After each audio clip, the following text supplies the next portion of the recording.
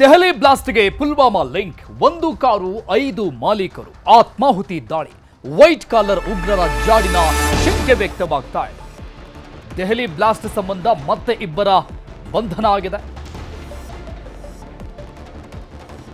ಉತ್ತರ ಪ್ರದೇಶದ ಫರೀದಾಬಾದ್ನಲ್ಲಿ ಬಂಧಿಸಿರೋದು 50 ರಿಂದ 60 ಕೆಜಿ ಸ್ಫೋಟಕಗಳನ್ನು ಸೀಸ್ ಮಾಡಲಾಗಿದೆ. ಎನ್ಐಎ ಹಾಗೂ ಉತ್ತರ ಪ್ರದೇಶ ಪೊಲೀಸರ ತುರ್ತು ಆಪರೇಷನ್ ಸ್ಫೋಟಕ ಸಂಗ್ರಹಿಸಿಟ್ಟಿದ್ದಂತಹ ಬಗ್ಗೆ ಪರಿಶೀಲನೆ ಮಾಡಿತು. ಬಂಧಿಸಿದ ಇಬ್ಬರ ಹಿನ್ನೆಲೆಯಲ್ಲಿ ಈ ಬಗ್ಗೆ ಮಾಹಿತಿಯನ್ನ ಸಂಗ್ರಹ ಮಾಡಲಾಗ್ತಾ ಇದೆ. ಆ ಇಬ್ಬರು ಯಾರು, ಏನು, ಎತ್ತ ಆ ಎಲ್ಲ ಮಾಹಿತಿಗಳನ್ನ ಕಲೆಕ್ಟ್ ಮಾಡ್ತಾ ಇದ್ದಾರೆ. ಫರೀದಾಬಾದ್ನಲ್ಲಿ ಸಿಕ್ಕ ಡಾಕ್ಟರ್ಗೆ ಈ ಸ್ಫೋಟಕ್ಕೂ ಲಿಂಕ್ ಇದೆಯಾ? ಸ್ಫೋಟಕ ಸಂಗ್ರಹ ಮಾಡಿಟ್ಟದ್ದು ಯಾಕೆ? ಬಾಡಿಗೆ ಮನೆಯಲ್ಲಿ ಆ ಇಬ್ರು ಏನ್ ಮಾಡ್ತಾ ಇದ್ರು? ಅನೇಕ ಲಿಂಕ್ಗಳ ಬೆನ್ನತ್ತಿದ್ದಾರೆ ಪೊಲೀಸರು. ಬಾಡಿಗೆ ಕೊಟ್ಟಿದ್ದ ಮನೆ ಮಾಲೀಕರನ್ನ ವಿಚಾರಣೆ ಮಾಡಿದ ಎನ್ಐಎ ಟೀಮ್. ಎಷ್ಟು ದಿನದಿಂದ ಬಾಡಿಗೆ ಇದ್ರು, ಏನ್ ಕೆಲಸ ಮಾಡ್ತಾ ಇದ್ರು, ಎಲ್ಲಿಂದ ಬಂದಿದ್ರು, ಇನ್ನು ಇವರ ಭೇಟಿಗಾಗಿ ಮನೆಗೆ ಯಾರೆಲ್ಲ ಬರ್ತಾ ಇದ್ರು ಇತ್ಯಾದಿ ಪ್ರಶ್ನೆಗಳನ್ನ ಇಟ್ಟುಕೊಂಡು ಎನ್ಐಎ ಅಧಿಕಾರಿಗಳು ತನಿಖೆಗೆ ಮುಂದಾಗ್ತಾ ಇದ್ದಾರೆ. ಬ್ಲಾಸ್ಟ್ ಸಂಬಂಧಪಟ್ಟಂಗೆ ಮತ್ತೆ ಇಬ್ಬರ ಬಂಧನ ಆಗಿದೆ. ಬ್ಲಾಸ್ಟ್ ಆಗಿರುವಂಥದ್ದು ದೆಹಲಿಯ ಮೆಟ್ರೋ ನಿಲ್ದಾಣದ ಗೇಟ್ ನಂಬರ್ 1 ಬಳಿ. ಮತ್ತೊಂದು ಕಡೆ ಮತ್ತೊಬ್ಬ ಇಬ್ಬರನ್ನ ಶಂಕಿತರನ್ನ ಅರೆಸ್ಟ್ ಮಾಡಲಾಗಿದೆ ಎನ್ಐಎ ಕಡೆಗಿಂದ. ಈ ಬ್ಲಾಸ್ಟ್ಗೂ ಅವರಿಬ್ಬರಿಗೂ ಏನಾದರೂ ಲಿಂಕ್ ಇದೆಯಾ? 50 ರಿಂದ 60 ಕೆಜಿ ಸ್ಫೋಟಕ ವಸ್ತುಗಳನ್ನು ಇವರು ಸಂಗ್ರಹ ಮಾಡಿಟ್ಟದ್ದು ಯಾಕೆ? ದೆಹಲಿಯ ಕೆಂಪುಕೋಟೆ ಬಳಿ ಬಾಂಬ್ ಸ್ಫೋಟ ಪ್ರಕರಣಕ್ಕೆ ಸಂಬಂಧಪಟ್ಟಂಗೆ ಕೇಂದ್ರ ಗೃಹ ಸಚಿವರಿಗೆ ಕರೆ ಮಾಡಿದ್ದಾರೆ ರಾಷ್ಟ್ರಪತಿ ದ್ರೌಪದಿ ಮುರ್ಮು. ದೇಶದಲ್ಲಿ ಕೈಗೊಂಡಿರುವಂತಹ ಕಟ್ಟೆಚ್ಚರದ ಬಗ್ಗೆ ಮಾಹಿತಿ ಕೇಳುವುದಕ್ಕಾಗಿ ಕರೆ ಮಾಡಿದ್ದಾರೆ ರಾಷ್ಟ್ರಪತಿಯವರು. ಕೇಂದ್ರ ಗೃಹ ಸಚಿವ ಅಮಿತ್ ಶಾ ಅವರಿಗೆ ಏನೇನು ಕ್ರಮಗಳನ್ನು ಕೈಗೊಳ್ಳಲಾಗಿದೆ? ಯಾಕಂದ್ರೆ ಇಡೀ ದೇಶವೇ ಬೆಚ್ಚಿ ಬಿದ್ದಂತಹ ಅತಿ ದೊಡ್ಡ ಪ್ರಕರಣ ಇದು, ಬಾಂಬ್ ಬ್ಲಾಸ್ಟ್ ಪ್ರಕರಣ. ಹೀಗಾಗಿ ದೆಹಲಿ ಅಷ್ಟೇ ಅಲ್ಲದೇನೆ ದೇಶದ ಪ್ರಮುಖ ಎಲ್ಲ ಕೇಂದ್ರದಲ್ಲೂ ಕೂಡ ಜನ ಬೆಚ್ಚಿ ಬಿದ್ದಿದ್ದಾರೆ. ಯಾಕಂದ್ರೆ ಎನಿ ಟೈಮ್ 24/7 ಯಾವಾಗಲೂ ಕೂಡ ಟೈಟ್ ಸೆಕ್ಯೂರಿಟಿ ಇರುವಂತಹ ಜಾಗ ದೆಹಲಿಯ ಕೆಂಪುಕೋಟೆ, ರೆಡ್ ಫೋರ್ಟ್. ಅಲ್ಲಿನೇ ಇಷ್ಟು ದೊಡ್ಡ ಮಟ್ಟದ ಬ್ಲಾಸ್ಟ್ ಆಗಿದೆ ಅಂತ ಇದ್ರೆ ಬೇರೆ ಬೇರೆ ಜಾಗಗಳ ಸ್ಥಿತಿಗತಿ ಹೇಗಿರುತ್ತೆ, ಆ ಬಗ್ಗೆ ಏನೆಲ್ಲ ಕ್ರಮಗಳನ್ನು ತೆಗೆದುಕೊಳ್ಳಲಾಗಿದೆ ಅನ್ನುವಂತಹ ಮಾಹಿತಿ ಸಂಗ್ರಹಣೆಗಾಗಿ ರಾಷ್ಟ್ರಪತಿ ದ್ರೌಪದಿ ಮುರ್ಮು ಅವರು ಕೇಂದ್ರ ಗೃಹ ಸಚಿವ ಅಮಿತ್ ಶಾ ಅವರಿಗೆ ಕರೆ ಮಾಡಿ ಮಾಹಿತಿಯನ್ನ ತಿಳಿದುಕೊಂಡಿದ್ದಾರೆ. ಏನೇನು ಕ್ರಮಗಳನ್ನು ತೆಗೆದುಕೊಳ್ಳಲಾಗ್ತಾ ಇದೆ, ಎಲ್ಲೆಲ್ಲಿ ಕಟ್ಟೆಚ್ಚರ ವಹಿಸಲಾಗಿದೆ, ಇನ್ನು ಈ ಘಟನೆ, ಈ ಬಾಂಬ್ ಬ್ಲಾಸ್ಟ್ ಏನಿದೆ ಇದರ ಹಿಂದಿನ ಮಾಹಿತಿ ಏನು, ಬ್ಲಾಸ್ಟ್ ಆಗಿದ್ದಕ್ಕೆ ಕಾರಣ ಏನು, ಬ್ಲಾಸ್ಟ್ನ ಹಿಂದಿರುವಂತಹ ಭಯೋತ್ಪಾದಕರು ಯಾರು, ಏನು ಇತ್ಯಾದಿ ಮಾಹಿತಿಗಳನ್ನು ತಿಳಿದುಕೊಳ್ಳೋದಕ್ಕೆ ರಾಷ್ಟ್ರಪತಿ ಅವರು ಕೇಂದ್ರ ಗೃಹ ಸಚಿವರಿಗೆ ಕರೆ ಮಾಡಿದರು. ಒಂದು ಕಡೆ ಈ ಒಂದು ಬ್ಲಾಸ್ಟ್ನ ನಂತರದಲ್ಲಿ ಇಡೀ ದೆಹಲಿನೇ ನಡುಗ್ತಾ ಇದೆ. ಯಾಕಂದ್ರೆ ಬ್ಲಾಸ್ಟ್ ಆಗಿರುವಂತಹ ಜಾಗ ಅಷ್ಟು ಇಂಪಾರ್ಟೆಂಟ್ ಆಗಿರೋದು. ರೆಡ್ ಫೋರ್ಟ್ ಭಾರತದ ಐತಿಹಾಸಿಕ ಕುರುಹು. ಕೆಂಪುಕೋಟೆಯ ಮುಂದಿರುವಂತಹ ಆವರಣದಲ್ಲಿ ಈ ಒಂದು ಬ್ಲಾಸ್ಟ್ ಸಂಭವಿಸಿರೋದು 6:52 ನಿನ್ನೆ ಸಂಜೆ. ಹೀಗಾಗಿ ಬಹಳಷ್ಟು ತಲ್ಲಣಕ್ಕೆ ಕಾರಣವಾಗ್ತಾ ಇದೆ. ದೆಹಲಿಯಲ್ಲಿ ಅಷ್ಟೇ ಅಲ್ಲ, ಇಡೀ ಭಾರತದಾದ್ಯಂತ ಬೇರೆ ಬೇರೆ ಎಲ್ಲ ಭಾಗಗಳಲ್ಲೂ ಕೂಡ, ಎಲ್ಲ ರಾಜ್ಯಗಳಲ್ಲೂ ಕೂಡ ಪ್ರಮುಖ ಐತಿಹಾಸಿಕ ಕುರುಹುಗಳೇನಿದೆ. ಫಾರ್ ಎಕ್ಸಾಂಪಲ್ ಈಗ ನಮ್ಮ ಬೆಂಗಳೂರಲ್ಲೂ ಕೂಡ ವಿಧಾನಸೌಧ, ಹೈಕೋರ್ಟ್, ಇಲ್ಲೆಲ್ಲ ಹೈ ಅಲರ್ಟ್ ಘೋಷಣೆ ಮಾಡಲಾಗಿರುತ್ತೆ. ಕಟ್ಟುನಿಟ್ಟಿನ ಕ್ರಮಗಳನ್ನು ತೆಗೆದುಕೊಳ್ಳಲಾಗಿರುತ್ತೆ. ಈ ರೀತಿಯಾಗಿ ದೇಶದ ಪ್ರತಿಯೊಂದು ರಾಜ್ಯಗಳಲ್ಲೂ ಕೂಡ ಹೈ ಅಲರ್ಟ್ ಘೋಷಣೆ ಆಗಿರುತ್ತೆ. ಆಯಾ ವಲಯಕ್ಕೆ ಸಂಬಂಧಪಟ್ಟಂಗೆ ಕಟ್ಟುನಿಟ್ಟಿನ ಕ್ರಮಗಳನ್ನು ತೆಗೆದುಕೊಳ್ಳಲಾಗಿರುತ್ತೆ. ರಾಷ್ಟ್ರಪತಿ ದ್ರೌಪದಿ ಮುರ್ಮು ಅವರು ಕೂಡ ಈ ಎಲ್ಲ ಮಾಹಿತಿಗಳ ಸಂಗ್ರಹಣೆಗಾಗಿ ಕೇಂದ್ರ ಗೃಹ ಸಚಿವ ಅಮಿತ್ ಶಾ ಅವರಿಗೆ ಕರೆ ಮಾಡಿದ್ರು ಅನ್ನೋ ಮಾಹಿತಿ ಸಿಗ್ತಾ ಇದೆ. ಅಮಿತ್ ಶಾಗೆ ಕರೆ ಮಾಡಿ ಏನೇನು ಕ್ರಮಗಳನ್ನು ತೆಗೆದುಕೊಳ್ಳಲಾಗ್ತಾ ಇದೆ ಅಂತ ಮಾಹಿತಿಯನ್ನು ಸಂಗ್ರಹಿಸಿದ್ದಾರೆ. ದೆಹಲಿ ಸ್ಫೋಟದ ಪ್ರಕರಣದ ತನಿಖೆಗಿಳಿದಿದೆ ಎನ್ಐಎ ಟೀಮ್. ಇಡೀ ತನಿಖೆ ಎನ್ಐಎಗೆ ವಹಿಸಿದೆ ಗೃಹ ಇಲಾಖೆ. ಕೇಂದ್ರ ಗೃಹ ಇಲಾಖೆಯಿಂದ ಈ ಒಂದು ಪ್ರಕರಣವನ್ನ ಎನ್ಐಎಗೆ ಹಸ್ತಾಂತರ ಮಾಡಲಾಗಿದೆ, ವಹಿಸಲಾಗಿದೆ. ಇಡೀ ತನಿಖೆಯನ್ನ ಎನ್ಐಎ ಮಾಡಬೇಕು ಅಂತ ಗೃಹ ಇಲಾಖೆ ಆದೇಶವನ್ನು ಮಾಡಿದೆ. ತನಿಖೆಗಿಳಿದಿದೆ ಎನ್ಐಎ. ಮಹತ್ವದ ಸಾಕ್ಷ್ಯಗಳ ಸಂಗ್ರಹಣೆಗೆ ಮುಂದಾಗ್ತಾ ಇದೆ. ಸ್ಫೋಟಕ್ಕೆ ಬಳಸಿದ್ದಂತಹ I-20 ಕಾರ್ನ ಚಲನವಲನದ ಹುಡುಕಾಟ ಎಲ್ಲಿಂದ ಬಂತು, ಎಷ್ಟು ದಿನಗಳ ಕಾಲ ಎಲ್ಲಿತ್ತು, ಮಾಲೀಕರು ಯಾರ್ಯಾರು? 5 ಜನ ಮಾಲೀಕರು ಈ ಒಂದು ಕಾರಿಗೆ. ಒಬ್ಬರಾದ ನಂತರದಲ್ಲಿ ಒಬ್ಬೊಬ್ಬರು ಖರೀದಿ ಮಾಡಿದ್ದಾರೆ. ಬರೋಬ್ಬರಿ 11 ಗಂಟೆಗಳ ಕಾಲದ ಸಿಸಿಟಿವಿ ದೃಶ್ಯಗಳ ಸಂಗ್ರಹ ಮಾಡೋದಕ್ಕೆ ಎನ್ಐ ಮುಂದಾಗ್ತಾ ಇದೆ. i20 ಕಾರು ಎಲ್ಲಿಂದ ಬಂತು, ಎಲ್ಲೆಲ್ಲಿ ಓಡಾಡಿತ್ತು, ಎಸ್ಪೆಷಲಿ ದೆಹಲಿಯಲ್ಲಿ 100 ಸಿಸಿಟಿವಿ ಫುಟೇಜಸ್ ಸಂಗ್ರಹ ಮಾಡೋದಕ್ಕೆ ಮುಂದಾಗ್ತಾ ಇದೆ. 200ಕ್ಕೂ ಹೆಚ್ಚು ತನಿಖಾಧಿಕಾರಿಗಳು ಈ ಒಂದು ಪ್ರಕರಣದ ತನಿಖೆಗೆ ಇಳಿದಿದ್ದಾರೆ. 200ಕ್ಕೂ ಹೆಚ್ಚು ಎನ್ಐಎ ಅಧಿಕಾರಿಗಳು ತನಿಖೆಯ ಭಾಗವಾಗಿದ್ದಾರೆ. 100 ಸಿಸಿಟಿವಿ ದೃಶ್ಯಗಳ ಪರಿಶೀಲನೆಗೆ ಮುಂದಾಗ್ತಾ ಇರೋದು.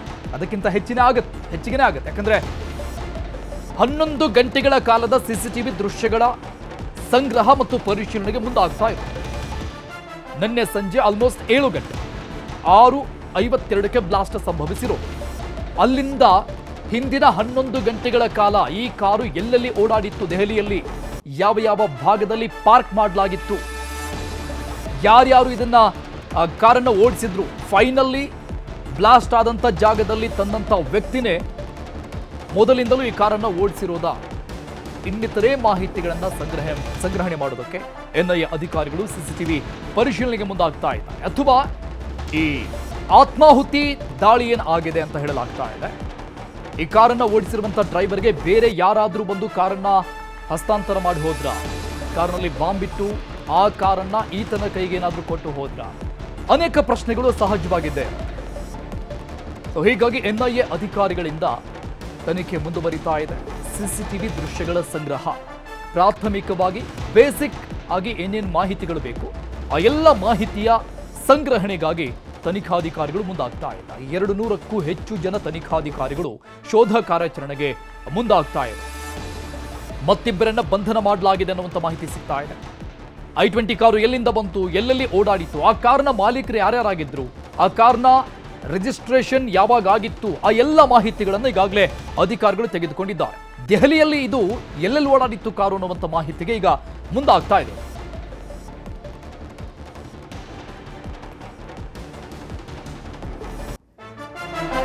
ದೆಹಲಿ ಸ್ಫೋಟದಲ್ಲಿ ಸಾವು ನೋವು ಪ್ರಕರಣಕ್ಕೆ ಸಂಬಂಧಪಟ್ಟಂಗೆ ಅಮಿತ್ ಶಾ ಅವರಿಂದ ಮತ್ತೆ 2ನೇ ಸುತ್ತಿನ ಭದ್ರತಾ ಸಭೆ ನಡೆಸಲಾಗ್ತಾ ಇದೆ. ಮೊದಲ ಸುತ್ತಿನ ಭದ್ರತಾ ಸಭೆ ಈಗಾಗಲೇ ಮುಗಿದಿರು. 2ನೇ ಸುತ್ತಿನ ಭದ್ರತಾ ಸಭೆ ದೆಹಲಿಯ ಕರ್ತವ್ಯ ಭವನ ಗೃಹ ಸಚಿವಾಲಯದಲ್ಲಿ ಈ ಸಭೆ ನಡೀತಾ ಇರೋದು. ಬಹಳ ಸೀರಿಯಸ್ ಆಗಿ ತೆಗೆದುಕೊಳ್ಳಲಾಗಿದೆ. ಕೇಂದ್ರ ಗೃಹ ಇಲಾಖೆಯಿಂದ ಸೀರಿಯಸ್ ಆಗಿ ತೆಗೆದುಕೊಳ್ಳಲೇಬೇಕಾದಂತಹ ಪ್ರಸಂಗ ಅಥವಾ ಘಟನೆ ಕೂಡ ಹೌದು. ಸೊ ಹಾಗಾಗಿ ಕೇಂದ್ರ ಗೃಹ ಇಲಾಖೆಯು ಕೂಡ ಇದನ್ನ ಬಹಳಷ್ಟು ಸೀರಿಯಸ್ ಆಗಿ ತೆಗೆದುಕೊಂಡಿದೆ. ಈಗ ಮತ್ತೆ ಮತ್ತೊಂದು ಮೀಟಿಂಗ್ ಮುಂದಾಗ್ತಾ ಇರುವಂಥದ್ದು ಭದ್ರತಾ ಸಭೆ. ಅಂದ್ರೆ ಇದಕ್ಕೆ ಸಂಬಂಧಪಟ್ಟಂಗೆ ರಕ್ಷಣೆಗೆ ಸಂಬಂಧಪಟ್ಟಂತಹ ಹಿರಿಯ ಅಧಿಕಾರಿಗಳು ಎಲ್ಲರೂ ಕೂಡ ಭಾಗಿಯಾಗಲಿದ್ದಾರೆ. ಎನ್ಐಎ ಅಧಿಕಾರಿಗಳು ಕೂಡ ಭಾಗಿಯಾಗಬಹುದು. ತನಿಖೆ ಭಾಗವಾಗಿರೋದ್ರಿಂದ ಗೃಹ ಇಲಾಖೆಯಿಂದ ಈ ಒಂದು ಪ್ರಕರಣವನ್ನು ಎನ್ಐಎಗೆ ಹಸ್ತಾಂತರ ಮಾಡಲಾಗಿದೆ. ತನಿಖೆ ಹೇಗೆ, ಬ್ಲಾಸ್ಟ್ಗೆ ಕಾರಣ ಏನು, ಬ್ಲಾಸ್ಟ್ನ ಮಾದರಿ ಏನು, ಪುಲ್ವಾಮಾ ಅಟ್ಯಾಕ್ ರೀತಿಯಲ್ಲಿನೇ ಈ ಅಟ್ಯಾಕ್ ಅನ್ನುವಂಥದ್ದು ಕೂಡ ಹೇಳಲಾಗ್ತಾ ಇದೆ. ಬಾಂಬ್ ಬ್ಲಾಸ್ಟ್ ಮಾಡಿ ಸೈನಿಕರನ್ನ ಏನು ಹತ್ಯೆಗೈಲಾಯಿತು, ಆ ರೀತಿಯಾಗಿಯೇ ಈ ಒಂದು ಬ್ಲಾಸ್ಟ್ ಇದೆ ಅಂತ ಹೇಳಲಾಗ್ತಾ ಇದೆ. ಅದಕ್ಕೂ ಇದಕ್ಕೂ ಸಂಬಂಧ ಇದೆಯಾ, ಈ ಬ್ಲಾಸ್ಟ್ನ ಹಿಂದಿರುವಂತಹ ಸಂಘಟನೆ ಯಾವುದಿರಬಹುದು, ಅನೇಕ ಲೆಕ್ಕಾಚಾರಗಳು, ಪ್ರಶ್ನೆಗಳು ಎಲ್ಲ ಇದ್ದೇ ಇರುತ್ತೆ. ಈ ಕಾರಣಕ್ಕಾಗಿ ಈಗ ಮತ್ತೆ 2ನೇ ಸುತ್ತಿನ ಭದ್ರತಾ ಸಭೆ ದೆಹಲಿಯ ಕರ್ತವ್ಯ ಭವನ ಗೃಹ ಸಚಿವಾಲಯದಲ್ಲಿ ಸಭೆ ನಡೀತಾ ಇರೋದು. ಕೇಂದ್ರ ಗೃಹ ಸಚಿವ ಅಮಿತ್ ಶಾ ಅವರ ನೇತೃತ್ವದಲ್ಲಿ ದೆಹಲಿ ಸ್ಫೋಟದಲ್ಲಿ ಸಾವು ನೋವುಗಳು, ಎಷ್ಟೋ ಜನ ಇನ್ನೂ ಸಾವು ನೋವಿನ ಮಧ್ಯದಲ್ಲಿ ಹೋರಾಡ್ತಾ ಇದ್ದಾರೆ, ಆಸ್ಪತ್ರೆಯಲ್ಲಿ ಅಡ್ಮಿಟ್ ಆಗಿದ್ದಾರೆ. ಎನ್ಎಸ್ಜಿಯಿಂದ ಶೋಧ, ಎನ್ಐಎಗೆ ಪ್ರಕರಣದ ಹಸ್ತಾಂತರ ತನಿಖೆಗಾಗಿ ಮತ್ತೆ ಈ ಒಂದು ಪ್ರಕರಣದ ಹಿನ್ನೆಲೆಯಲ್ಲಿನೇ ಮತ್ತೊಂದು ಸಭೆ ನಡೀತಾ ಇರೋದು ಕೇಂದ್ರ ಗೃಹ ಸಚಿವರ ನೇತೃತ್ವದಲ್ಲಿ.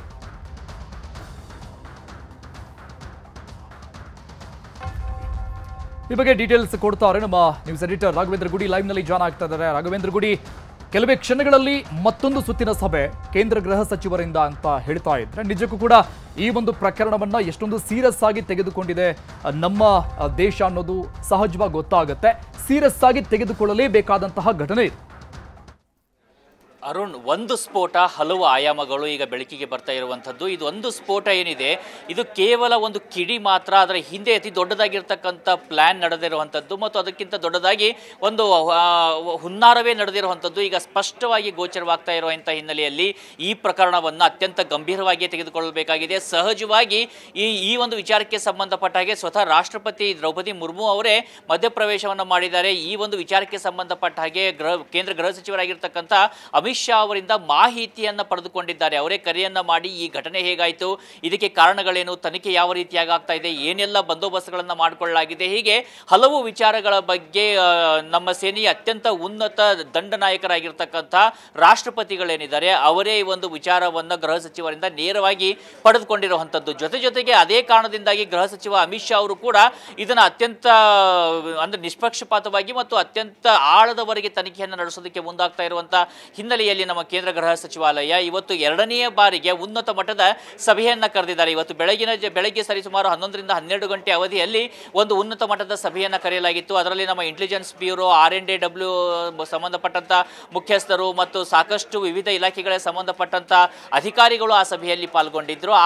ಆ ಸಭೆ ಆಗ್ತಿದ್ದಾಗೆ ಈ ಸಂಪೂರ್ಣ ಸ್ಫೋಟದ ಹೊಣೆಯ ತನಿಖೆಯ ಹೊಣೆಯನ್ನು NIAಗೆ ಕೊಡೋದಕ್ಕೆ ನಿರ್ಧಾರವನ್ನು ಮಾಡಲಾಗುತ್ತೆ. ಈಗ ಆಲ್ರೆಡಿ ನಮ್ಮ ನ್ಯಾಷನಲ್ ಇನ್ವೆಸ್ಟಿಗೇಷನ್ ಏಜೆನ್ಸಿ ಏನಿದೆ ಅವರು ತನಿಖೆಯನ್ನು ಆರಂಭಿಸಿದ್ದಾರೆ. ಈಗ ಮತ್ತೊಂದು ಬಾರಿ ಸಭೆಯನ್ನು ಕರೆದಿರುವಂಥದ್ದು ಮತ್ತೊಂದಿಷ್ಟು ಇದರ ಕುತೂಹಲಕ್ಕೂ ಕೂಡ ಕಾರಣವಾಗ್ತಾ ಇರುವಂಥದ್ದು. ಇಷ್ಟು ಬೇಗ ಕೇವಲ ಕೆಲವೇ ಗಂಟೆಗಳ ಅವಧಿಯಲ್ಲಿ ಎರಡನೇ ಬಾರಿಗೆ ಅತ್ಯಂತ ಉನ್ನತ ಮಟ್ಟದ ಸಭೆಯನ್ನು ಕೇಂದ್ರ ಗೃಹ ಸಚಿವರು ನಿರ್ವಹಣೆ ಮಾಡ್ತಾ ಇದ್ದಾರೆ ಮತ್ತು ಅದನ್ನು ಒಂದು ಕರೆದಿದ್ದಾರೆ ಅನ್ನೋದಾದರೆ ನಿಜಕ್ಕೂ ಅಲ್ಲಿ ಏನಾದರೂ ಬೇರೆ ವಿಚಾರಗಳು ಈಗ ಲಭ್ಯ ಆಗ್ತಾ ಇದ್ದಾವ? ಯಾಕಂದರೆ ಈ ಘಟನೆ ಏನಿದೆ ಇಲ್ಲಿ ಮೇಲ್ನೋಟಕ್ಕೆ ಇದು ಸಾಕಷ್ಟು ಗೋಜಲಮಯವಾಗಿ ಕಂಡರೂ ಕೂಡ ಒಂದು ವೇಳೆ ನಿನ್ನೆಯ ಸ್ಫೋಟಕ್ಕೂ ಮತ್ತು ನಿನ್ನೆ ಪತ್ತೆಯಾಗಿರ್ತಕ್ಕಂಥ ಉಗ್ರರು ಏನಿದ್ದಾರೆ 8 ಜನ ಉಗ್ರರು, ಅದರಲ್ಲೂ 5ರಿಂದ 6 ಜನ ವೈದ್ಯರು ಏನಿದ್ದಾರೆ ಅವರ ಬಳಿಯಲ್ಲಿ ಪತ್ತೆಯಾಗಿರುವಂತಹ ಸ್ಫೋಟಕಗಳಿದ್ದಾವೆ, ಅದಕ್ಕೂ ಇದಕ್ಕೂ ಲಿಂಕ್ ಇರೋದೇನಾದರೂ ಸ್ಪಷ್ಟವಾಗಿ ಬಿಟ್ಟರೆ ಈ ತನಿಖೆ ಅತ್ಯಂತ ಸುಲಭವಾಗಿ ನಡೆದು ಹೋಗುತ್ತೆ. ಯಾಕಂದರೆ ಅದಕ್ಕೆ ಸಂಬಂಧಪಟ್ಟ ಹಾಗೆ ಈಗ ಆಲ್ರೆಡಿ ತನಿಖೆಗಳಾಗ್ತಾ ಇದ್ದಾವೆ. ಸಾಕಷ್ಟು ಜನರನ್ನ ವಶಕ್ಕೆ ಪಡೆದು ವಿಚಾರಣೆಯನ್ನ ಕೂಡ ನಡೆಸಲಾಗ್ತಾ ಇದೆ. ಹೀಗಾಗಿಯೇ ಈ ಒಂದು ವಿಚಾರಕ್ಕೆ ಸಂಬಂಧಪಟ್ಟ ಹಾಗೆ ಕೂಡ ಇದನ್ನು ಅತ್ಯಂತ ಗಂಭೀರವಾಗಿ ತೆಗೆದುಕೊಳ್ಳಲಾಗ್ತಾ ಇರುವಂಥದ್ದು. ಈ ಸಭೆಯಲ್ಲಿ ಏನೆಲ್ಲ ಚರ್ಚೆ ಆಗ್ಬೋದು ಅಂತ ನೋಡೋದಾದ್ರೆ ಮೊದಲನೇದಾಗಿ NIA ಏನಾದರೂ ಈಗ ಪ್ರಾರಂಭಿಕವಾಗಿರ್ತಕ್ಕಂಥ ಒಂದು ರಿಪೋರ್ಟ್ ಅನ್ನು ಸಬ್ಮಿಟ್ ಮಾಡುತ್ತಾ ಅಥವಾ ನಿನ್ನೆಯಿಂದಲೂ ಕೂಡ ಈ ಒಂದು ಪ್ರಕರಣದ ತನಿಖೆಯನ್ನು ವಿವಿಧ ಇಲಾಖೆಗಳು ಮಾಡ್ತಾ ಇದ್ದಾವೆ. ಅದರಲ್ಲಿ ದೆಹಲಿ ಪೊಲೀಸರು ಇದ್ದಾರೆ, ಅವರು ಏನಾದರೂ ಮತ್ತೊಂದಿಷ್ಟು ವಿಚಾರಗಳನ್ನು ಇವತ್ತು ಗೃಹ ಸಚಿವರ ಮುಂದೆ ಮಂಡಿಸುವಂಥ ಸಾಧ್ಯತೆಗಳಿದ್ದಾವ. ಜೊತೆಗೆ ನಿನ್ನೆ NSG ನಮ್ಮ ನ್ಯಾಷನಲ್ ಸೆಕ್ಯೂರಿಟಿ ಗಾರ್ಡ್ಸ್ ಅವರು ಕೂಡ ಅಲ್ಲಿಗೆ ಭೇಟಿಯನ್ನು ಕೊಟ್ಟು ಪರಿಶೀಲನೆ ಮಾಡಿದ್ದಾರೆ. ನಮ್ಮ ಬಾಂಬ್ ನಿಷ್ಕ್ರಿಯ ದಳದವರು ಅಲ್ಲಿಗೆ ಭೇಟಿಯನ್ನು ಕೊಟ್ಟು ಪರಿಶೀಲನೆಯನ್ನು ಮಾಡಿ ಸಾಕಷ್ಟು ಸ್ಯಾಂಪಲ್ಸ್ಗಳನ್ನು ಕಲೆಕ್ಟ್ ಮಾಡಿದ್ದಾರೆ. ಅದೇ ರೀತಿಯಾಗಿ ನಮ್ಮ ಶ್ವಾನ ದಳದವರು ಕೂಡ ಅಲ್ಲಿಗೆ ಭೇಟಿಯನ್ನು ಕೊಟ್ಟಿದ್ರು. ಎಲ್ಲಕ್ಕಿಂತ ಮುಖ್ಯವಾಗಿ ನಮ್ಮ ಫಾರೆನ್ಸಿಕ್ ಟೀಮ್ ಏನಿದೆ ಅವರು ಕೂಡ ಭೇಟಿಯನ್ನು ಕೊಟ್ಟು ಸಾಕಷ್ಟು ಸಾಕ್ಷ್ಯಾಧಾರಗಳನ್ನು ಕಲೆ ಹಾಕಿದ್ದಾರೆ. ಈಗ ಅಲ್ಲಿ ಸಾವನ್ನಪ್ಪಿರುವಂಥವನು ಡಾಕ್ಟರ್ ಉಮರ್ ಅಂತ ಹೇಳಲಾಗ್ತಾ ಇದೆ. ಅದು ಡಾಕ್ಟರ್ ಉಮರ್ ಏನ ಅಂತ ಸ್ಪಷ್ಟವಾಗಬೇಕಾದಾಗ ಅವರ ತಾಯಿಯ ಜೊತೆಯಲ್ಲಿ DNA ಮ್ಯಾಚ್ ಆಗಬೇಕಾಗುತ್ತೆ. ಹೀಗಾಗಿ ಒಂದು ಕಡೆ ಅವರ ತಾಯಿಯ DNA ಅನ್ನು ಪಡೆದು ಇಲ್ಲಿ ಈತನ ಕೈ ಮಾತ್ರ ಪತ್ತೆಯಾಗಿದೆ ಅಂತ ಹೇಳಲಾಗ್ತಾ ಇದೆ. ಆತನ ದೇಹ ಸಂಪೂರ್ಣ ಛಿದ್ರವಾಗಿದ್ರು, ಆತನ ಕೈ ಇಂಟ್ಯಾಕ್ಟ್ ಆಗಿ ಪತ್ತೆಯಾಗಿದೆ. ಹೀಗಾಗಿ ಅದರಿಂದ DNA ಸ್ಯಾಂಪಲ್ ಅನ್ನು ತೆಗೆದು ಅವನೇನಾ ಇವನು ಅನ್ನುವಂಥ ನಿಟ್ಟಿನಲ್ಲೂ ಕೂಡ ಈಗ ತನಿಖೆ ನಡೆಸಲಾಗ್ತಾ ಇದೆ. ಹೀಗಾಗಿ ವಿಭಿನ್ನ ಆಯಾಮಗಳಿದ್ದಾವೆ, ವಿಭಿನ್ನ ರಾಜ್ಯಗಳಿಗೂ ಕೂಡ ಇದು ಪಸರಿಸುವಂಥ ಸಾಧ್ಯತೆ ಇದೆ. ಜೊತೆಗೆ ಮುಂಬರುವಂತಹ ದಿನಗಳಲ್ಲಿ ಮುಂಬರುವಂತಹ ಹಂತದಲ್ಲಿ ಅಂತಾರಾಷ್ಟ್ರೀಯ ಮಟ್ಟದ ದೇಶ ವಿರೋಧಿಗಳ ಕೈವಾಡ ಕೂಡ ಇದರಲ್ಲಿ ಇರೋದು ಸ್ಪಷ್ಟವಾಗ್ತಾ ಹೋಗುವಂಥ ಸಾಧ್ಯತೆಗಳು ಕೂಡ ದಟ್ಟವಾಗಿದ್ದಾವೆ. ಹೀಗಾಗಿ ಈ ಒಂದು ತನಿಖೆಯ ಹೊಣೆಯನ್ನು NIAಗೆ ವಹಿಸಿರುವಂಥದ್ದು. ಈಗ ನಮ್ಮ ಗೃಹ ಸಚಿವರಾಗಿರ್ತಕ್ಕಂಥ ಅಮಿತ್ ಶಾ ಅವರು ಈ ಸಭೆಯಲ್ಲಿ ಏನೆಲ್ಲ ಡಿಸ್ಕಷನ್ ಮಾಡ್ತಾರೆ, ಸಭೆಯ ನಂತರ ಏನೆಲ್ಲ ಮಾಹಿತಿಯನ್ನ ಮಾಧ್ಯಮದ ಮೂಲಕ ಜನರಿಗೆ ತಲುಪಿಸ್ತಾರೆ ಅನ್ನುವಂಥದ್ದನ್ನು ಕೂಡ ಕಾದು ನೋಡಬೇಕಾಗಿದೆ. ಅರುಣ್, ದೆಹಲಿಯ ಕೆಂಪುಕೋಟೆ ಬಳಿ ಬ್ಲಾಸ್ಟ್ ಕೇಸ್ಗೆ ಸಂಬಂಧಪಟ್ಟಂಗೆ ಸ್ಫೋಟದ ಸಂಚಿನಲ್ಲಿ ಲೇಡಿ ಡಾಕ್ಟರ್ ಶಾಹೀನ್ ಕೈವಾಡವಿರೋದು ಅನುಮಾನ ಮೂಡಿಸ್ತಾ ಇದೆ. NIA ಅಧಿಕಾರಿಗಳಿಂದ ಡಾಕ್ಟರ್ ಶಾಹೀನ್ ಸಯೀದ್ ಅರೆಸ್ಟ್ ಮಾಡಲಾಗಿದೆ. NIA ಅಧಿಕಾರಿಗಳಿಂದ doctor Shaheen Sayeed arrest. Lady doctor ನಿನ್ನೆ ಉತ್ತರ ಪ್ರದೇಶದ ಫರೀದಾಬಾದ್ನಲ್ಲಿ ಅರೆಸ್ಟ್ ಮಾಡಲಾಗಿತ್ತು. ಉಗ್ರ ಸಂಘಟನೆಗಳಿಗೆ ಫಂಡಿಂಗ್ ಮಾಡ್ತಾ ಇದ್ದ ಬಗ್ಗೆ ತನಿಖೆ ಮಾಡಲಾಗ್ತದೆ. ಶಾಹೀನ್ ಮೇಲೆ ಫಂಡಿಂಗ್ ವ್ಯವಸ್ಥೆ ನೋಡಿಕೊಡ್ತಾ ಇದ್ದಂತಹ ಆರೋಪದ ಹಿನ್ನೆಲೆಯಲ್ಲಿ ಈಕೆಯನ್ನು ಅರೆಸ್ಟ್ ಮಾಡಿರೋದು ನಿನ್ನೆ. ದೆಹಲಿಯ ಸೂಸೈಡ್ ಬಾಂಬರ್ ಡಾಕ್ಟರ್ ಉಮರ್ ಜೊತೆ ಈಕೆ ನಂಟಿತ್ತ. ವಿದ್ಯಾರ್ಥಿಗಳ ಬ್ರೈನ್ ವಾಶ್ ಮಾಡ್ತಾ ಇದ್ದಂಥ ಡಾಕ್ಟರ್ ಶಾಹೀನ್ ಉದ್ಯೋಗದಲ್ಲಿ ಡಾಕ್ಟರ್, ಉಗ್ರ ಚಟುವಟಿಕೆಗಳ ಬಗ್ಗೆ ತರಬೇತಿ ಕೊಡ್ತಾ ಇದ್ದಂತಹ ಆರೋಪ, ಜೊತೆಗೆ ಫಂಡಿಂಗ್ ಹಣಕಾಸಿನ ನೆರವನ್ನ ಕೊಡ್ತಾ ಇದ್ದಂತಹ ಆರೋಪ ಈಕೆ ಮೇಲಿರೋದು. ಜೈಷ್ ಎ ಮೊಹಮ್ಮದ್ ಉಗ್ರ ಸಂಘಟನೆ ಜೊತೆ ಈಕೆ ಲಿಂಕ್ ಇರುವಂತಹ ಮಾಹಿತಿ ಇತ್ತು. ಜೈಷ್ ಸಂಘಟನೆಗೆ ಭಾರತದಿಂದ ಯುವತಿಯರ ನೇಮಕ ಮಾಡ್ತಾ ಇದ್ದಂತಹ ಆರೋಪ ಕೂಡ ಇದೆ. ಉಗ್ರರ ನೇಮಕಾತಿಯಲ್ಲಿ ಶಾಹೀನ್ ಕೈವಾಡದ ಹಿನ್ನೆಲೆಯಲ್ಲಿ, ಅನುಮಾನದ ಹಿನ್ನೆಲೆಯಲ್ಲಿ ಈಗ ಅರೆಸ್ಟ್ ಮಾಡಲಾಗಿದೆ. 30 ರಿಂದ 40 ಲಕ್ಷ ಹಣವನ್ನ ಕಲೆಕ್ಷನ್ ಮಾಡ್ತಾ ಇದ್ದಿತ್ತು. ಯಾರ್ಯಾರಿಂದ ಹಣ ಕಲೆಕ್ಷನ್ ಮಾಡಿದ್ರು ಅಂತ ತನಿಖೆ ಮಾಡಲಾಗಿದೆ. ದೆಹಲಿ ಬ್ಲಾಸ್ಟ್ನಲ್ಲಿ ಕೈವಾಡ ಹೇಗೆ ಲಿಂಕ್ ಇದೆಯಾ ಅನ್ನುವಂಥ ಆಂಗಲ್ನಲ್ಲೂ ಕೂಡ ತನಿಖೆ ಮುಂದುವರಿತಾ ಇದೆ.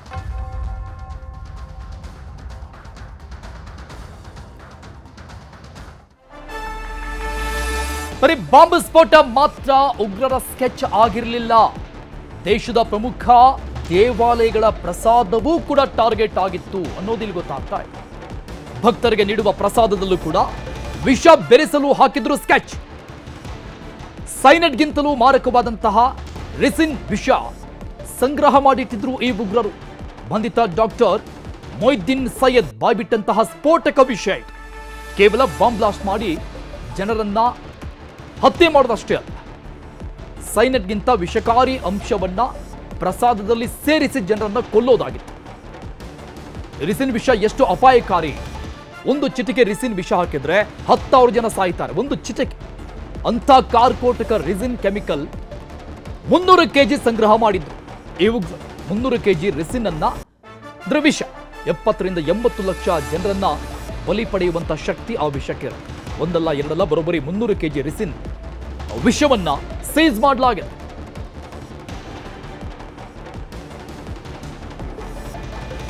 ಡೀಟೇಲ್ಸ್ ಕೊಡ್ತಾರೆ ನಮ್ಮ ಗುಡಿ ಮತ್ತೆ ಲೈವ್ ನಲ್ಲಿ ಜಾನ್ ಆಗ್ತಾ ಇದ್ದಾರೆ. ರಾಘವೇಂದ್ರ ಗುಡಿ, ಈ ಒಂದು ವಿಚಾರಗಳನ್ನ ಅಂಶಗಳನ್ನ ಗಮನಿಸ್ತಾ ಇದ್ರೆ ನಿಜಕ್ಕೂ ಕೂಡ ಬೆಚ್ಚಿ ಬೀಳಿಸುವಂತಹ ಅಂಶಗಳಿದು. ಒಂದ್ ಕಡೆ ಬಾಂಬ್ ಬ್ಲಾಸ್ಟ್ ಆಯಿತು, ಯಾರು ಏನು ಅನ್ನುವಂಥ ತನಿಖೆ ನಡೀತಾ ಇದ್ರೆ, ಮತ್ತೊಂದಿಷ್ಟು ಇವರು ಹೇಳ್ತಾ ಇರುವಂತಹ ಕಕ್ತಾ ಇರುವಂತಹ ಸತ್ಯಗಳೇನಿದೆ ಇದನ್ನ ಕೇಳ್ತಾ ಇದ್ರೇನೆ ನಿಜಕ್ಕೂ ಮೈಯೆಲ್ಲ ಬೆವರುತ್ತಾ ಇದೆ.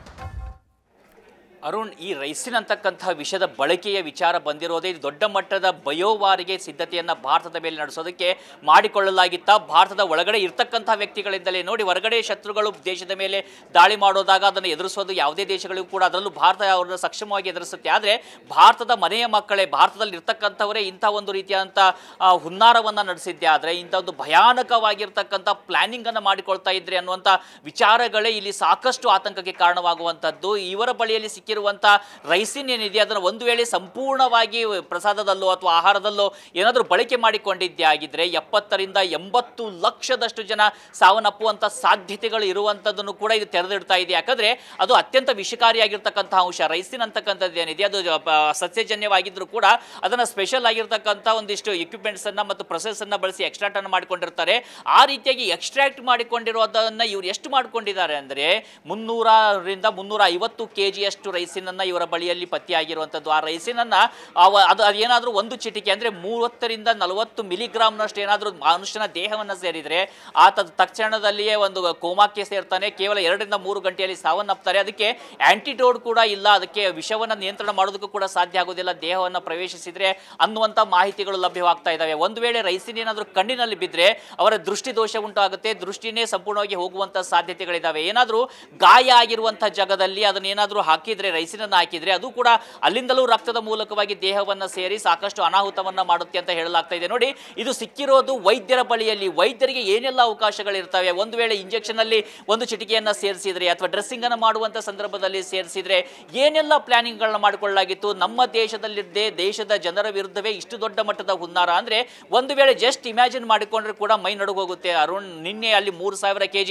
ಸ್ಫೋಟಕ ಸಿಗದೇ ಇದ್ದಿದ್ರೆ, ಇವತ್ತು 50 ರಿಂದ 60 kg ಸ್ಫೋಟಕ ಸಿಗದೇ ಇದ್ದಿದ್ರೆ, ಈ ರೈಸಿನ್ ಏನಾದರೂ ಇದನ್ನು ಸಿಗದೇ ಇದ್ದಿದ್ರೆ ಏನಾಗ್ತಾ ಇತ್ತು ದೇಶದಲ್ಲಿ. ಒಂದು ಕಡೆಯಿಂದ ನಿರಂತರವಾಗಿ ಸ್ಫೋಟಗಳ ಮೇಲೆ ಸ್ಫೋಟ, ಮತ್ತೊಂದು ಕಡೆಯಿಂದ ವಿಷಪ್ರಾಶನ ಮಾಡುವಂಥದ್ದು ಆಹಾರದಲ್ಲಿ, ಪ್ರಸಾದದಲ್ಲಿ, ತೀರ್ಥಗಳಲ್ಲಿ ಎಲ್ಲಿರುತ್ತೆ ಒಂದು ಅಂದರೆ ಧಾರ್ಮಿಕವಾದಂಥ ಕಾರ್ಯಕ್ರಮಗಳು ನಡೀತಾ ಇರ್ತವೆ. ಅಲ್ಲಿ ಒಬ್ಬರು ಹೋಗಿ ಒಂದಿಷ್ಟು 5 ರಿಂದ 10 ಗ್ರಾಮ್ ಹಾಕಿದ್ರು ಸಾಕು, ಇಡೀ ಊರೇ ನಾಶ ಆಗುವಂಥ ಸ್ಥಿತಿಗಳು ಬರ್ತವೆ. ಅಂದರೆ ನಾವು ಈ ಭಯಾನಕತೆಯನ್ನು ಅರ್ಥ ಮಾಡಿಕೊಳ್ಬೇಕು, ಅವರ ಮನಸ್ಥಿತಿಯನ್ನು ಅರ್ಥ ಮಾಡಿಕೊಳ್ಬೇಕು. ನರರೂಪದ ರಾಕ್ಷಸರು ಇಲ್ಲಿ ವೈದ್ಯರ ವೇಷವನ್ನು ತೊಟ್ಟು ಬಂದು ದೇಶಾದ್ಯಂತ ಏನೆಲ್ಲ ಮಾಡ್ತಾ ಇದ್ರು ಅನ್ನೋದನ್ನ ಈ ರೈಸಿನ್ ಪತ್ತೆಯಾಗಿರುವಂಥದ್ದು ಸಿಕ್ಕಿದೆ. ಹೀಗಾಗಿಯೇ ಈ ಪ್ರಕರಣ ಯಾಕೆ ಇದರಲ್ಲಿ ರಾಷ್ಟ್ರಪತಿಗಳು ಕೂಡ ಗೃಹ ಸಚಿವರಿಗೆ ಕರೆಯನ್ನ ಮಾಡಿ ನಿನ್ನೆ ಸ್ಫೋಟದ ಬಗ್ಗೆ ಮಾಹಿತಿಯನ್ನು ಪಡೆದುಕೊಳ್ತಾ ಇದ್ದಾರೆ. ಯಾಕೆ 2 ಬಾರಿ ಗೃಹ ಸಚಿವರು ಉನ್ನತ ಮಟ್ಟದ ಸಭೆಯನ್ನ ಮಾಡ್ತಾ ಇದ್ದಾರೆ ಅಂದ್ರೆ ಇವೆಲ್ಲವುಗಳಿಗೂ ಕೂಡ ಲಿಂಕ್ ಇರುವಂತ ಸಾಧ್ಯತೆಗಳು ದಟ್ಟವಾಗಿ ಬರ್ತಾ ಇದ್ದಾವೆ. ಪುಲ್ವಾಮಾದಲ್ಲಿ ಇರ್ತಕ್ಕಂಥ ಕಿಂಗ್ ಪಿನ್ ಏನಿದ್ದಾನೆ ಆತನಿಗೆ ಇವೆಲ್ಲವೂ ಕೂಡ ಸಂಬಂಧಪಟ್ಟಿರುವಂಥದ್ದು. ವೈದ್ಯರು ಇರ್ಬೋದು, ಅಲ್ಲಿ ಅರೆಸ್ಟ್ ಆಗಿರುವಂತಹ ಲೇಡಿ ವೈದ್ಯ ಇರ್ಬೋದು, ಆಕೆ ನೋಡಿ ಅವಳು ಕೂಡ ಅಲ್ಲಿ ಆ ಒಂದು ಕಾಲೇಜ್ನಲ್ಲಿ ಪಾಠವನ್ನ ಮಾಡ್ತಾನೆ ರ್ಯಾಡಿಕಲೈಸ್ ಮಾಡ್ತಾ ಇರ್ತಾರೆ ಯೂತ್ ಅನ್ನ. ಆಕೆಯ ಬಳಿಯ ಬಳಿಯಲ್ಲಿ AK-47 ಸಿಗುತ್ತೆ. ಅದೇ ಕಾರಣದಿಂದಾಗಿ ನಿನ್ನೆ ಅರೆಸ್ಟ್ ಮಾಡಲಾಗಿತ್ತು. ಇವತ್ತು NIA ಕೂಡ ಅವಳನ್ನು ವಶಕ್ಕೆ ಪಡೆದು ಮತ್ತೊಂದಿಷ್ಟು ವಿಚಾರಣೆ ಮಾಡಿಸೋದಕ್ಕೆ ಮುಂದಾಗ್ತಾ ಇದೆ. ಅಂದ್ರೆ ಇದು ಚಿಕ್ಕದಾಗಿರ್ತಕ್ಕಂಥ ತಂಡ ಅಲ್ಲ, ಅತಿ ದೊಡ್ಡ ತಂಡ ಇದೆ. ಇದಕ್ಕೆ ಸಾಕಷ್ಟು ಜನರು ಸಹಾಯ ಮಾಡಿರಲಿಕ್ಕೆ ಬೇಕು. ಒಂದು ಕಡೆ 3,000 kg ಅಷ್ಟು ಸ್ಫೋಟಕ ಸಿಗಬೇಕಾದ್ರೆ ಅದನ್ನು ಸಂಗ್ರಹ ಮಾಡೋದಕ್ಕೆ ಹೇಗೆ ಸಾಧ್ಯ ಆಯಿತು? ಅಷ್ಟು ಅಮೋನಿಯಂ ನೈಟ್ರೇಟ್ ಬರೋದಕ್ಕೆ ಹೇಗೆ ಸಾಧ್ಯ? ದೇಶದಲ್ಲಿ 1 ವರ್ಷ 2 ವರ್ಷದ ಅವಧಿ ಅಂತ ಅಂದುಕೊಂಡ್ರು ಕೂಡ ಅವುಗಳಿಗೆ ಕೊಡುವಂಥವ್ರು ಯಾರು? ಹೀಗೆ ಸಾಕಷ್ಟು ಪ್ರಶ್ನೆಗಳು ಸಹಜವಾಗಿ ಮೂಡ್ತಾನೆ ಹೋಗ್ತವೆ. ಆ ಕಾರಣದಿಂದಾಗಿಯೇ ಈ ತನಿಖೆ ಮತ್ತಷ್ಟು ವ್ಯಾಪ್ತಿ ಹೆಚ್ಚಳವಾಗ್ತಾ ಇರುವಂಥದ್ದು. NIA ಪಾತ್ರ ಇಲ್ಲಿ ಪ್ರಮುಖವಾಗಿರುವಂಥದ್ದು. ಅರುಣ್, ರಾಘವೇಂದ್ರ ಗುಡಿ, ನಿನ್ನೆ ಒಂದಿಷ್ಟು ಜನ ಉಗ್ರರನ್ನ ಅರೆಸ್ಟ್ ಮಾಡ್ತಾರೆ. 300 kg ಸ್ಫೋಟಕವನ್ನ ಸೀಸ್ ಮಾಡಲಾಗುತ್ತೆ. ಅದರ ಬೆನ್ನಲ್ಲೇ ಮತ್ತೊಂದು ಕಡೆ ಬ್ಲಾಸ್ಟ್ ಆಗುತ್ತೆ ಅಂತಿದ್ರೆ ಅಲ್ಲಿ ಅವರನ್ನ ಅರೆಸ್ಟ್ ಮಾಡಿದ್ದಕ್ಕೆ ಅಷ್ಟು ಪ್ರಮಾಣದ ಸ್ಫೋಟಕವನ್ನ ಸೀಸ್ ಮಾಡಿದ್ರು ಅನ್ನೋ ಕಾರಣಕ್ಕೆ ಇವತ್ತು ಬ್ಲಾಸ್ಟ್ ಆಯಿತು ಅನ್ನುವಂಥದ್ದು ಸರಿ ಅಂತ ಕಾಣಿಸುತ್ತಾ? ಮತ್ತೊಂದು ಕಡೆ ಒಂದೇ ದಿನದಲ್ಲಿ ಇಷ್ಟು ದೊಡ್ಡ ಮಟ್ಟದ ಬ್ಲಾಸ್ಟ್ ಮಾಡೋಕೆ ಸಾಧ್ಯನಾ? ಅದು ಕೂಡ ಅಂತಹ ಜಾಗದಲ್ಲಿ, ದೆಹಲಿಯ ಕೆಂಪುಕೋಟೆಯಲ್ಲಿ. ಇಟ್ಸ್ ಪಾಸಿಬಲ್ ಏನಂದ್ರೆ ಈ ಒಂದು ಸ್ಫೋಟಕಗಳನ್ನು ಕಾರಿನಲ್ಲಿ ಇಟ್ಟುಕೊಂಡು ಆತ ಬೆಳಗಿನ ಜಾವ 8 ಗಂಟೆಗೆ ಹೊರಡ್ತಾನೆ ಅರುಣ್. ಅದಾದ ಬಳಿಕ ಅಲ್ಲಿ ರೆಡ್ ಫೋರ್ಟ್ ಬಳಿಯಲ್ಲಿ ಇರ್ತಕ್ಕಂಥ ಒಂದು ಮಸೀದಿಯಲ್ಲಿ ಬರ್ತಾನೆ. ಅಲ್ಲಿ ಮಧ್ಯಾಹ್ನ 3 ಗಂಟೆವರೆಗೂ ನಿಲ್ತಾನೆ. ಮತ್ತೆ ಅಲ್ಲಿಂದ ಹೊರಡ್ತಾನೆ. ಅಂದರೆ ಆತ ಸಂಪೂರ್ಣವಾಗಿ ಇಡೀ ದೆಹಲಿ ಸುತ್ತಾನೆ ಇರ್ತಾನೆ ಒಂದು ಸ್ಫೋಟಕಗಳನ್ನು ಇಟ್ಟುಕೊಂಡು. ಅದಾದ ಬಳಿಕ ಯಾವಾಗ ಈ ಇನ್ನೊಂದು ಮಸೀದಿ ಇರುತ್ತೆ, ಆ ಮಸೀದಿ ಬಳಿಯಿಂದ ಆತ ಹೊರಟು ಕೇವಲ 4 ನಿಮಿಷಕ್ಕೆ ಸಂಜೆ ಅಲ್ಲಿ ಸ್ಫೋಟ ಆಗುತ್ತೆ. ಹೀಗಾಗಿ ಸಹಜವಾಗಿ ಇಷ್ಟು ದೊಡ್ಡ ಮಟ್ಟದ ಸ್ಫೋಟಕವನ್ನು ಹೇಗೆ ಇಟ್ಟುಕೊಂಡು ಬರೋದಕ್ಕೆ ಸಾಧ್ಯ ಆಗುತ್ತೆ? ಒಂದು ನಗರದ ಒಳಗಡೆ ಬರಬಹುದಾ? ಮತ್ತೊಂದಿಷ್ಟು ಸ್ಫೋಟಕಗಳು ಆಲ್ರೆಡಿ ಬೇರೆ ಬೇರೆ ಪ್ರದೇಶಗಳಿಗೆ ಸೇರಿದವ ಅನ್ನುವಂಥ ಪ್ರಶ್ನೆಗಳಿಗೆ ಇದು ಕಾರಣವಾಗ್ತಾ ಇರುವಂಥದ್ದು. ಯಾಕಂದ್ರೆ ಒಂದು ಕಡೆ 3,000 kg ಸ್ಫೋಟ ಸಿಕ್ಕಿದೆ ಅನ್ನುವಂಥ ಮಾಹಿತಿ ಬರ್ತಿದ್ದಾಗೆ ತನ್ನ ಬಳಿಯಲ್ಲಿರುವಂಥ ಸ್ಫೋಟಕವನ್ನು ಕೂಡ ಪತ್ತೆಯಾಗ್ಬಿಡಬಹುದು ಅನ್ನುವಂಥ ಉದ್ದೇಶದಿಂದಲೋ, ಅದನ್ನು ಬೇರೆ ಕಡೆ ಸಾಗಾಣಿಕೆ ಮಾಡುವ ಉದ್ದೇಶದಿಂದನೋ, ಅಥವಾ ಒಂದು ಫಿದಾಯಿನ್ ಅಟ್ಯಾಕ್ ಅನ್ನು ಮಾಡಲೇಬೇಕು ಅನ್ನುವಂಥ ಉದ್ದೇಶದಿಂದಾಗಿ ಜೈಷ್ ಎ ಮೊಹಮ್ಮದ್ಗೆ ಸಂಪರ್ಕದಲ್ಲಿರ್ತಕ್ಕಂಥ ಜನರು ಏನಾದರೂ ಹ್ಯಾಂಡ್ಲರ್ಸ್ಗಳು ಕೊಟ್ಟಂತ ಮಾಹಿತಿಯನ್ನು ಆಧರಿಸಿ ಈತ ಇಂಥ ದಾಳಿಗೆ ಮುಂದಾದ್ನ ಅಂತ ಸಾಕಷ್ಟು ಪ್ರಶ್ನೆಗಳ ಮೇಲೆ ಪ್ರಶ್ನೆಗಳು ಮೂಡ್ತಾ ಇದ್ದಾವೆ. ಅದಕ್ಕೆ ಉತ್ತರ ನಮ್ಮ NIA ಅಧಿಕಾರಿಗಳು ನಡೆಸುವಂತ ತನಿಖೆಯಲ್ಲಿದೆ. ಮುಂಬರುವಂತ ದಿನಗಳಲ್ಲಿ ಸ್ಪಷ್ಟವಾದಂತ ಮತ್ತು ಅಧಿಕೃತವಾದಂತ ಹೇಳಿಕೆಯನ್ನ ನಮ್ಮ ಗೃಹ ಸಚಿವಾಲಯ ಬಿಡುಗಡೆ ಮಾಡೋದ್ರಲ್ಲಿ ಕೂಡ ಮೂಲಕ ಇದಕ್ಕೆ ಸಾಕಷ್ಟು ಉತ್ತರ ಸಿಗುತ್ತೆ ಅನ್ಸುತ್ತೆ. ಅರುಣ್, ಥ್ಯಾಂಕ್ ಯು ರಾಘವೇಂದ್ರ ಗುಡಿ. ದೆಹಲಿಯ ರೆಡ್ ಫೋರ್ಟ್ ಬಳಿ ದಾಳಿ ಪ್ರಕರಣಕ್ಕೆ ಸಂಬಂಧಪಟ್ಟಂಗೆ I-20 ಕಾರ್ನಲ್ಲಿ ಸ್ಫೋಟ, 8 ಮಂದಿಯ ದುರ್ಮರಣ. ಬ್ಲಾಸ್ಟ್ ಮಾಡಿದವರಿಗೆ ತಕ್ಕ ಶಿಕ್ಷೆ ಆಗುತ್ತೆ ಅಂತ ಪ್ರಧಾನಿ ಮೋದಿ ಅವರು ಎಚ್ಚರಿಕೆ ಸಂದೇಶವನ್ನು ಕೊಟ್ಟಿದ್ದಾರೆ. ದೆಹಲಿಯ ಕೆಂಪುಕೋಟೆ ಬಳಿ ಬ್ಲಾಸ್ಟ್ ಪ್ರಕರಣಕ್ಕೆ ಸಂಬಂಧಪಟ್ಟಂಗೆ 8 ಮಂದಿಯ ದುರ್ಮರಣ ಆಗಿದೆ. ಈ ಒಂದು ಬ್ಲಾಸ್ಟ್ನಲ್ಲಿ ಹಲವಾರು ಜನ ಸಾವು ಬದುಕಿನ ಮಧ್ಯೆ ಹೋರಾಡ್ತಾ ಇದ್ದಾರೆ. ಬ್ಲಾಸ್ಟ್ ಮಾಡಿದವರಿಗೆ, ಈ ಘಟನೆಗೆ ಕಾರಣರಾದವರಿಗೆ ತಕ್ಕ ಶಿಕ್ಷೆ ಆಗುತ್ತೆ ಅಂತ ಪ್ರಧಾನಿ ಮೋದಿ ಹೇಳಿದ್ದಾರೆ. ಮೃತರ ಕುಟುಂಬಗಳಿಗೆ ನ್ಯಾಯ ಸಿಗುತ್ತೆ ಅಂತ ಪ್ರಧಾನಿ ಮೋದಿ ಹೇಳಿರೋದು. ರಕ್ತ ಹರಿಸಿದವರನ್ನ ಸುಮ್ಮನೆ ಬಿಡಲ್ಲ ಅಂತ ರಕ್ಷಣಾ ಸಚಿವ ರಾಜನಾಥ್ ಸಿಂಗ್ ಹೇಳಿದ್ದಾರೆ.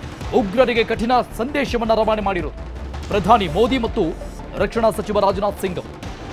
8 ಮಂದಿಯ ದುರ್ಮರಣಕ್ಕೆ ಕಾರಣ ಆಗಿರುವಂಥದ್ದು ದೇಶದ ಆಂತರಿಕ ಭದ್ರತೆಗೆ ಧಕ್ಕೆ ತಂದಂತಹ ಈ ದುಷ್ಕರ್ಮಿಗಳಿಗೆ ತಕ್ಕ ಶಿಕ್ಷೆ ಆಗುತ್ತೆ ಅಂತ ಎಚ್ಚರಿಕೆಯನ್ನು ಕೊಟ್ಟಿದ್ದಾರೆ. ಪ್ರಧಾನಿ ಮೋದಿ ಅವರು ಏನು ಹೇಳಿದ್ರು ಕೇಳಿಸ್ಕೊಳ್ಳಿ. आज मैं यहां बहुत भारी मन से आया हूं.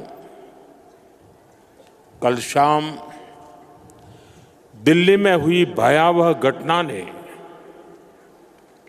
सभी के मन को व्यथित कर दिया है. मैं पीड़ित परिवारों का दुख समझता हूं. आज पूरा देश उनके साथ खड़ा है. मैं कल रात भर इस घटना की जांच में जुटी सभी एजेंसियों के साथ, सभी महत्वपूर्ण लोगों के साथ संपर्क में था. विचार विमर्श चलता था. जानकारियों के तार जोड़े जा रहे थे. हमारी एजेंसियां इस षड्यंत्र की तह तक जाएगी. इसके पीछे के षड्यंत्रकारियों को बख्शा नहीं जाएगा. Will be brought to justice.